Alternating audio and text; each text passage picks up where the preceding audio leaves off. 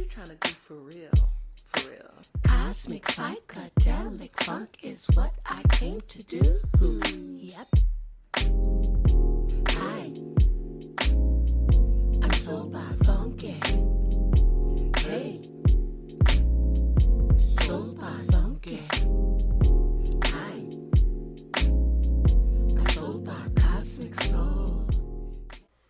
Hey everybody, good morning or good afternoon, depending on when you are actually watching this program. I'm Alan T. Black, and I'm one of the hosts. I am the host for today. Nicole Lewis and Takar will not be able to be here, so they said, Alan, can you go ahead and do the show? I said, well, let me see what I can do. I'm not as good as they are, but I'll try to do what I can. But hey, you're tuned in for the final episode of 2025 to the Arthur's Authority Lounge, the official TV show for Arthurs. And so we want to thank you for tuning in and following these great authors that we've had on the program here for the year 2025. We're looking forward to 2026 as well. So to close out the show for 2025, we're excited to have Ms. Hannah Wilkinson with us today. We're going to have her share her story, her authorship journey, and what the future holds for her. So, Hannah, welcome to the show. Thank you. Thanks for having me. Glad you are able to be here with us. I know we met at the Arthur's Summit back in October, Right. So I was very happy when we got a chance, you and I, to talk, and you said that you'll be able to come on in December. You said December 20th. I have to admit, I thought, boy, December 20th, that's a long ways away. And here we are so quickly. And I'm just like, man, how do we get to December so fast? But we're here. But thank you again for being on the show. So let's just start out by sharing with the audience a little bit about who you are, and then we'll get into your authorship journey. So just kind of kick back, relax, and just share with the audience, who is Hannah? Well, who I am has been kind of a journey in itself. And I feel like I've lived many lives up to this point. But right now I'm an independent poet. I live here in Omaha, and I've written 4 books so far. Wow. I brought my second book with us today to talk about, because it is my favorite. And, you know, I'm just taking it one life at a time. Okay. So having lived many lives, as you said, where did the journey begin as far as becoming an author itself?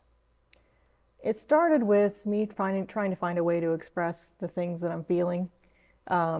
Poetry comes naturally to me in those moments. If I try to sit down and write some poetry, it's not going to come out. But poetry comes to me first, and then I have to get it out on the page. It's a gift from somewhere, you know. And so that's kind of where it started. And eventually I got to a point where I had so many poems, and I thought, well, I'll put them all in a book, and that's my first book.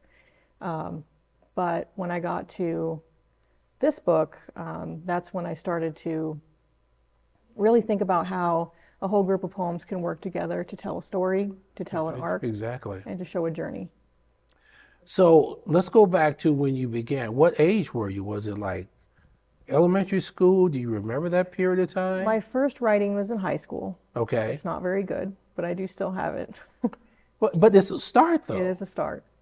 Yeah, I go back and look at it once in a while and try to remember how I was feeling at the time, and it was all very intense when you're a teenager, you know. Yes. It seems very silly now, but it meant a lot at the time. So from that moment when you began writing for the first time, how did it then progress to the second poem, to the third poem, and then leading up to a compilation for, say, the first book? How did that happen? Well, yeah, this next time I started really writing was in college, and I started getting my gears going in that sort of way, and it sort of became to feel more natural. But it really centered around the things that were going on in my life.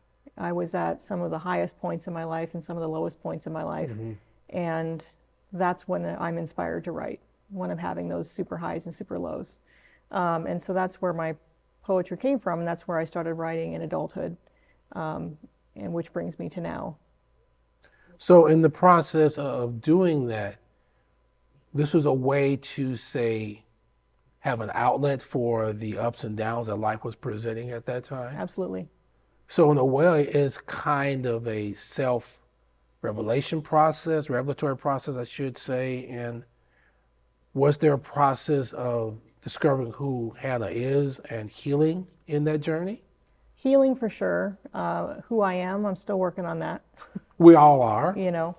But yes, I mean, it was a sort of a form of therapy for me, working through those emotions, trying to understand my own patterns and, you know, the good patterns, the destructive patterns, and processing through those and figuring out how I can move on to a better place of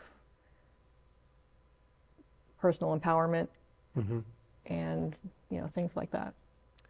So once you got to a point where you were prepared to do the first book, how challenging was that to say, I need to put this in a book and get it out there because you're revealing a part of who you are? What was that process like?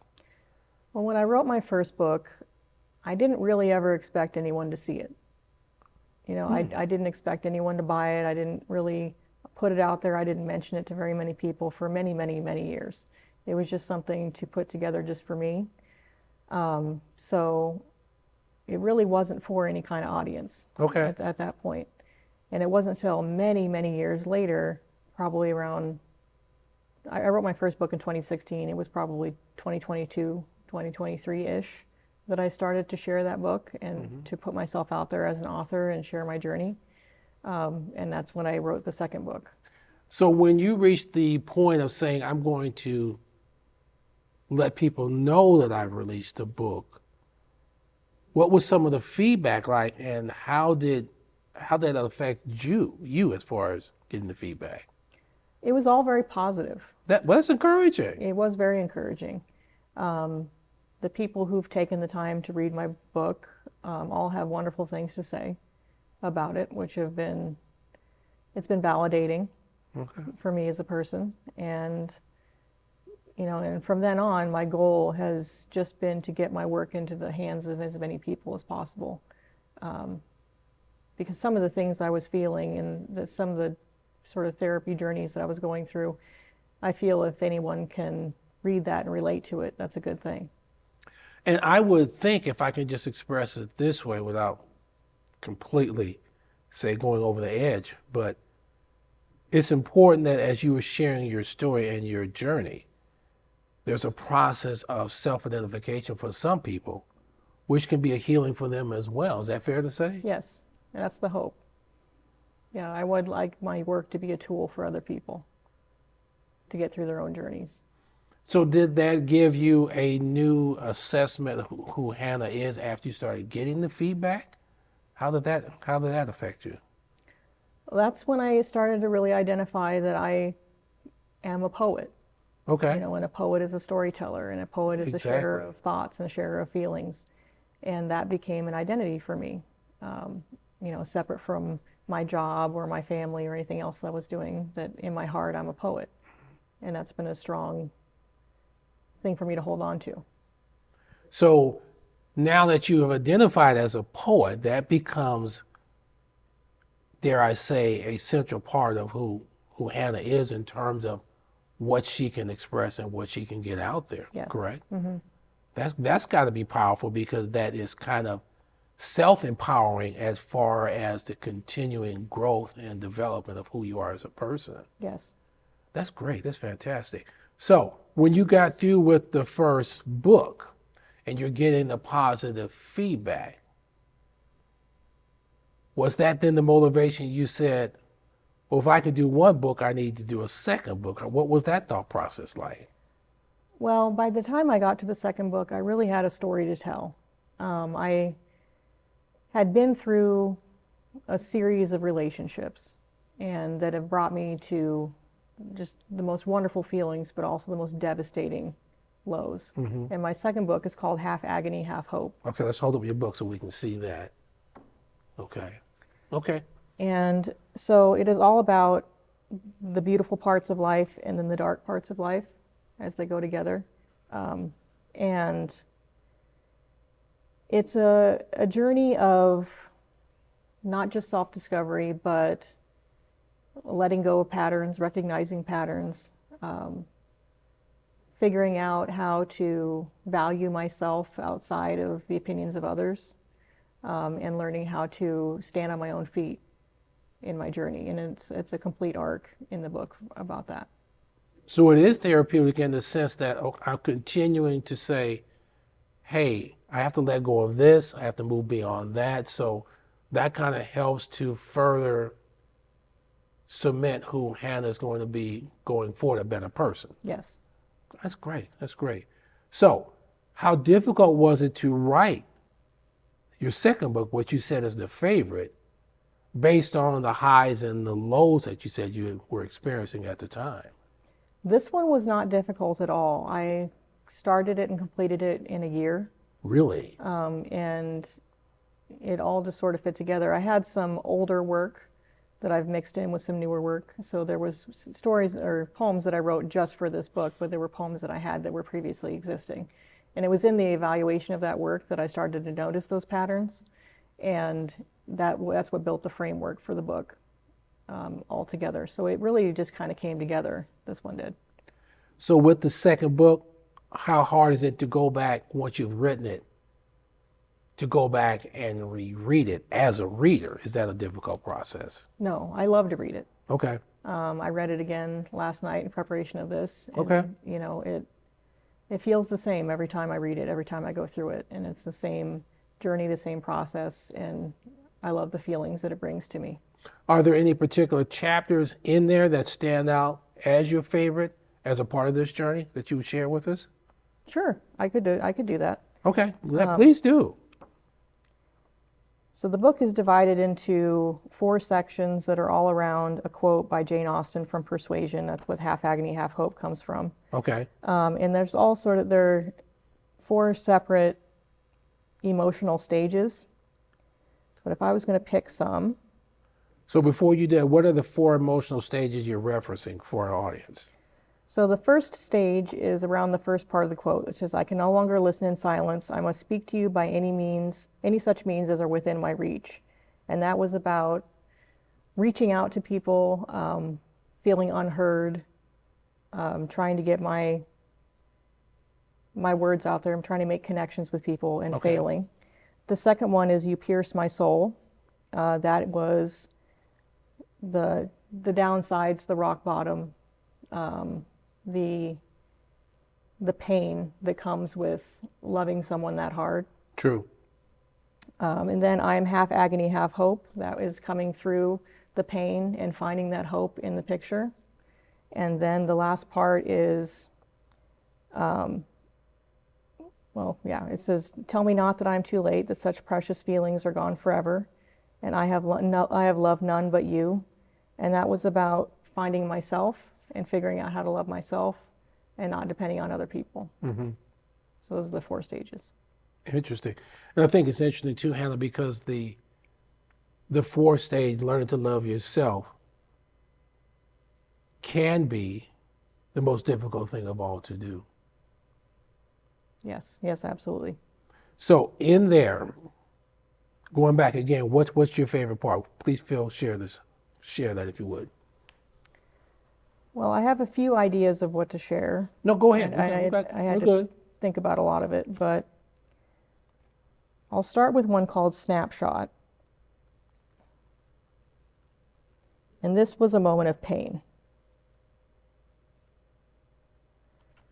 And it's actually, the long title is "A Snapshot of the Souffle Before the Big Plopping Tears Fell, Bringing It Back Down to Earth."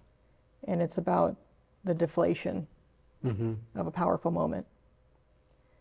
"I know it was real. I was there for that snapshot of time, just for a minute, when everything fell into place. Everything I never dreamed was right there where I never expected to find it.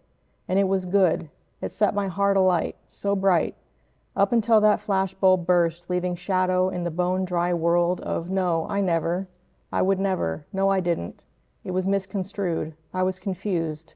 I'm sorry, but no. And I've got that snapshot burning a twisted mural into my brain, searing into my soul, because I was there. I was there, and it was real, just for a minute. And it was truly gorgeous, in an I can't take it back kind of way. just for me. I know it's me, and I'm not a fool, but I was there, and it was real for me. But all things not considered, it was real for you too, just for a minute. That's deep. Thank you. Is it hard to go back and read that now? It's hard to not become emotional. Sure. I wept when I wrote the poem the first time. But I would imagine too, Hannah, you're weeping because you're getting it out. Yes. And we know in terms of what medicine is taught, you can't keep stuff inside because it just tears you up inside. So there is a therapeutic process of being able to do that, to get it out. And then from there, you can say, hey, I'm okay, I made it. Yes. And that's the joy in that. So. Absolutely. But even so, I do find sometimes it's hard to go back and read what we've been through because you're like, oh man, what was going on at that time? That's tough. And then you're like, well, heck, I made it. And I came out even better. So I think that's part of the joy and everything. So, Yeah. okay, cool. And you said you read it again last night. So that tells me as well that you've grown beyond it where it's going to, say, take you down or deflate the souffle. Yes. As much as it did in the past. So that does reflect a lot of growth. And I feel like, do you feel like that's important because it shows others that, hey, they can get through as well? I hope so. I hope that's true. I think it definitely is because readers are reading, not just for the sake of the pleasure of reading, but a lot of times how much personal interjection is there in there to say, well, hey, I've kind of gone through something like that myself, so if Hannah made it, then I know I could make it just as well. Or they may say, man, was she looking through my window, looking at my life or something like that? Because we just never know how what we write is going to impact or how it's going to cause people to respond. So with the second book, what has been the response from people that have read your book? It has, people have commented on the emotional power that the work contains. I haven't heard enough personal stories that I would like to hear of people connecting with it, but they do feel what I feel, and I think that's important. I think too, Hannah, that they may not be in a position where they're ready to share the personal stories. Yes. Because it may be a trigger of sorts that causes them to look back and say, I went through something like that as well, but they may not be in that time and season yet to be willing to share. So I would say just keep that in mind that, hey, it may trigger something. And they may say, I'm not ready to kind of go back and share that with somebody. Yeah. Right now. So, but you're having an impact, and that's what counts because it's making people stop, and more than anything, it makes them look at themselves. So as you're doing your writing, is a part of your goal to have people look at themselves and look at their own situation? If it's helpful. Okay. You know, I would love that. I would love to be something that, the creator of something that helps, you know, that brings a brightness to the world, that brings healing to the world. That would be a great dream. Great. So as far as the first two books, you've written how many books? You said 4? Yes. So let's just stop with the first 2 books. What have you learned about yourself, and how has the writing journey for the first 2 books, how has that changed Hannah? Well, it has been interesting to me learning about how I can't write on purpose. Okay. You know, and it makes me feel a connection to the universe that I'm receiving these thoughts that I need to put on paper. And that's very powerful. And that's something that I would like to look more into, you know, in myself and in my life, and figure out what that means to me. So it's more like a given solution to a current problem that I'm living, and that's been very powerful. And that's kind of what I learned after the first 2 books. The third and fourth books were much more difficult to get through. So what made books 3 and 4 more difficult in your opinion? Yeah, I suppose mostly just four. The third book is mostly just a compilation of love poems that I've taken from the first two books, plus some extra ones. Okay. The final poem in there is my wedding vows, which is that I wrote. Okay. You know, it's just kind of a special little book. But the fourth book was difficult because it was entering another stage of life. I just recently turned 40, and I lost my mother when she turned 40. And so I've always had this sort of mystery about my mother. I was only 7 when she passed. And so it's a lot of writing about moving into that next stage, looking back at your own life and seeing it a little differently from some wiser eyes, I suppose, but also some examination of my mother's life and some mysteries that I have around her life too. That have been difficult for me to process. So it's a different angle of writing than my previous book. Well, I would think too, when you said you had just turned 40, and unfortunately that was the day that your mother passed, so it would seem that this is a period as much as anything of you saying, okay, where do I stand with this? How much of my mother is in me? How much of my mother is reflected by what I'm doing or aspire to do? So that's a process of discovering another layer of who Hannah is. So that is difficult. I could see that.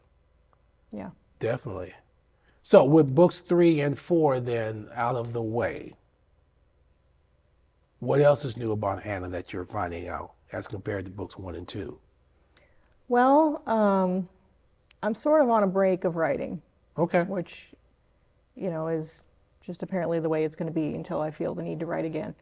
But I've been doing a lot of work, putting my work out there. I attend as many author events as I can. Congratulations on that. To share things. You know, my goal, and any poet's goal should never be to become rich and famous, because that's just not going to happen. But yeah, you don't think that's going to happen either, huh? But you know, just sharing my work with as many people as possible. That's all I want to do. So with you going to the Arthur fairs and things like that, what is the feedback you're getting from people when you're interacting with them and you're sharing, hey, this is what I'm doing, this is what I'm writing about? What's that been like, that experience? When I get the opportunity to speak to somebody who's interested when they come to the table, and I share my sort of short elevator pitch of what my book's about, they usually end up picking up a copy. Some people buy all 4. That's congratulations. That's awesome. Which has been incredible. I wish I could talk to them later after they were able to read the book, but just getting them interested in picking up the book, they read a few pages, you know, they must find some connection to it because they usually pick it up. So extending beyond the Arthur fairs, because anyone who writes a book becomes an expert in that particular arena. Are you doing things similar to like a TED Talk or anything like that? Is that a part of the next phase of Hannah? I have not done any speaking engagements. I've done a few readings of my work and things like that, but not sharing my own thoughts. And I think there's still something holding me back as far as leaning into that power. So coming here today is a big step in that direction. Just talking about my work is difficult for me to do. So I'd rather share my work than talk about it. So I'd like to get to a point where I can speak more about my personal journey and share more about my journey and help people in that way too. Well, and I think too, Hannah, the other thing I would ask you to keep in mind is the fact that sharing your journey by the written word is part one.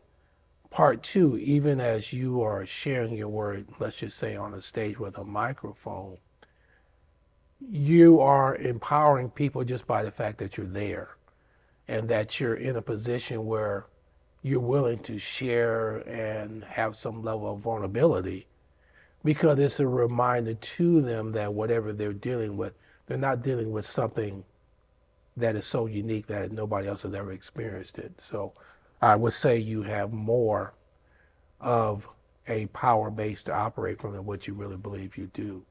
Because if you've gotten to the point where you've written 4 books, that's phenomenal, because just to get to 1 book, only 3% of the people do that. So that means you have reached a standard that is very very unique.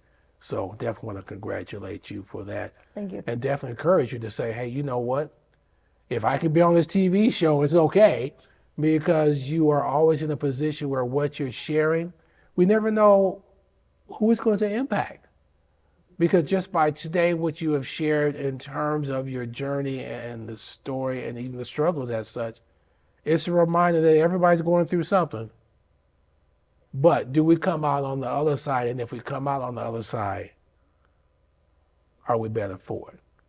And I can definitely say, having met you at the Arthur Summit in this particular situation, you come out on the other side, and the best is still yet to come. So be encouraged about that. So we're getting down to about 2 minutes or so. So we know you've got 4 books. We want you to just hold up that book again. Tell the audience, where can they reach Hannah? What's the next thing in store for you? I know you just did a Arthur's event maybe about a couple of weeks ago, maybe last week, December the 13th, somewhere in there. So what's on the horizon for 2026, and where can the audience reach you? Well, as far as what's on the horizon is wide open. My calendar is open at this point. That's good. But I'm always looking and trying to find what I can. People can find me at poetryofhannahwilkinson.com and on social media at Poetry of Hannah Wilkinson. If you just search Poetry and Hannah Wilkinson, you'll find me on the internet. My books are sold locally here in Omaha at the Papillion Book Nook. Okay. But they're also available on Amazon and bookshop.org. So now, as far as readings, are you doing any live readings like on social media, like on Facebook for 26 or anything like that, even if it's just a snippet? It's a possibility. I've done things like that in the past. That's great. So, I don't have anything scheduled as of now, but it's always a possibility. Okay. And I think that would be great, again, because one thing about the poetry side of this is people lock into poetry so quickly because it does speak to a certain rhythm that everybody has, that they possess within them. So I would definitely say consider doing that. And as far as, again, the speaking engagements, Hannah, you do way better than what you think you will. I can guarantee you that, because we all think that we're going to get up there and if we make a mistake, they're going to stone us to death. But they stopped doing that in the dark ages, so you don't have to worry about that. So you will be fine in that respect again. So give us your contact information one more time. Poetryofhannahwilkinson.com or at Poetry of Hannah Wilkinson. So you're taking a break right now, so maybe nothing immediate, but just kind of working on these 4 books in terms of getting them out. And then you'll reach that point where you know when it's time to write again, because as writers, we know when you get that bug, you know. Yes. It just comes to you. You say, oh, okay, it's time for me to pick up the pen or start typing again and start doing it again. So, okay. Hey, we're going to wrap up. This is Alan T. Black. This is the Arthur Authority Lounge, the official TV show for Arthurs. I want to thank Hannah for being one of our guests for this year, closing out 2025. Everybody be blessed. Have a good holiday season. And we will see you in 2026. What you trying to do for real? For real. Cosmic psychedelic funk is what I came to do. Yep.